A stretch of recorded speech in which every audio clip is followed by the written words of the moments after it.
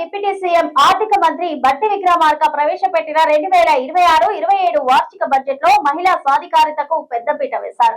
ముఖ్యంగా డ్వాక్రా సంఘాలకు సంబంధించి ప్రభుత్వం కీలక నిర్ణయం తీసుకుంది. తెలంగాణలోని మహిళలకు ఆర్థికంగా బలోపేతం చేయడమే లక్ష్యంగా రేవంత్ రెడ్డి ప్రభుత్వం అడుగులు వేస్తోంది. మార్చి 20న అసెంబ్లీలో డిప్యూటీ సీఎం ఆర్థిక మంత్రి బట్టి విక్రమార్క ప్రవేశపెట్టిన 2026-27 వార్షిక బడ్జెట్ లో మహిళా సాధికారతకు పెద్దపీట వేశారు.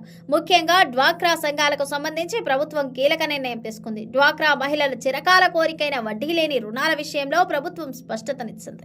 ఈ బడ్జెట్ లో వడ్డీ లేని రుణాల కోసం ప్రభుత్వం ఏకంగా 2,500 కోట్లను కేటాయించింది. 18 ఏళ్ల నుంచి 61 ఏళ్ల వయసు గల మహిళలు ఈ సంఘాల్లో సభ్యులుగా చేరే అవకాశం కల్పించారు. స్వయం ఉపాధి కోసం 5,000 నుంచి 5 లక్షల వరకు వడ్డీ లేని రుణాలను మహిళా సంఘాలకు అందించనున్నారు.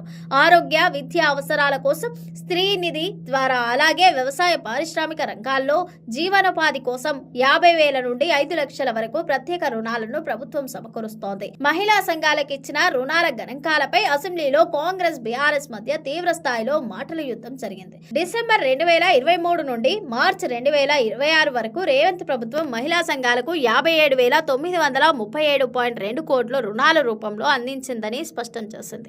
ఇవన్నీ అసత్యాలని, క్షేత్రస్థాయిలో మహిళలకు సరైన లబ్ధి చేకూరడం లేదని బీఆర్ఎస్ ఆరోపించింది.